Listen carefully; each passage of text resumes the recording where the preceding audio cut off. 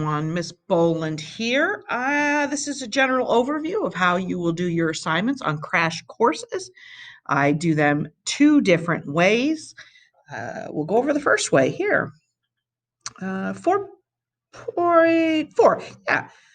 Crash Course: to sleep, perchance to dream. Most crash courses will take you about 25, 30 minutes. Some can get done in as little as 15 minutes. While you're watching the video, you will fill out a PDF or document that looks very similar to this. We just have some questions. All the answers can be found in the video. What I strongly suggest is if you need the playback speed to change, go to the gear symbol and change it to a lower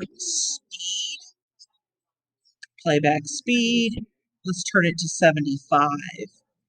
And make sure you have your subtitles on. And those two things will help you to slow it down, to see the visual of the writing, and help you fill in your document, the questions. That is my best advice for Crash Course.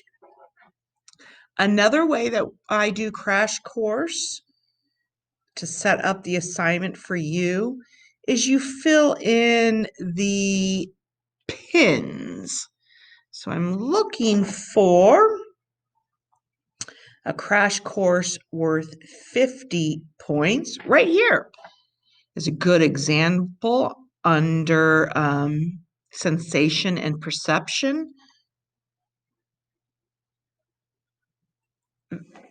Crash course. So on this one, this kind, we do 10 pins. You can fill it out via text box or file upload if you like. So as you're watching, you fill in,